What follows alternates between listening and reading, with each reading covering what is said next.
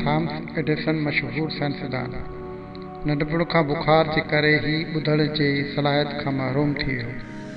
जॾहिं हू नंढो हो, हिकु ॾींहुं हू स्कूल मां आयो ऐं हिकु लिफ़ाफ़ो पंहिंजे माउ खे ॾिनाई त उस्ताद हिन खे चयो त उहो पंहिंजे माउ खे ॾे।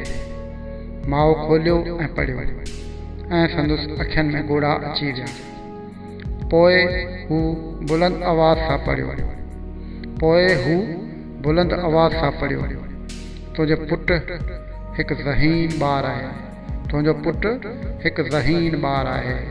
हीउ स्कूल हिन लाइ तमामु नंढो आहे ऐं हिन खे सेखारण लाइ सुठा उस्ताद बि न आहिनि।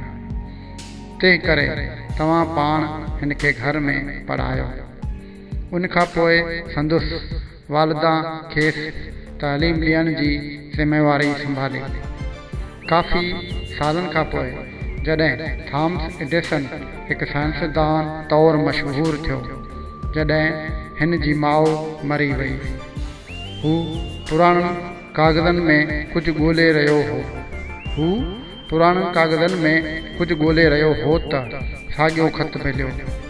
हुन ख़त खोलियो पर उन ते लिखियलु हो, तुंहिंजो पुटु इंतिहाई बेवकूफ़ ऐं ज़हनी मज़ूर आहे, तुंहिंजो पुटु इंतिहाई बेवकूफ़ ऐं ज़हनी मज़ूर आहे।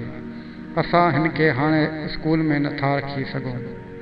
उन ई ॾींहुं एडिसन पंहिंजे डायरी में लिखियो, थॉमस अलावा एडिसन हिकु ज़हनी मज़ूर ॿारु हो, पर हिकु अज़ीम माउ खेसि सदी जो अज़ीम साइंसदान बणाए छॾियो।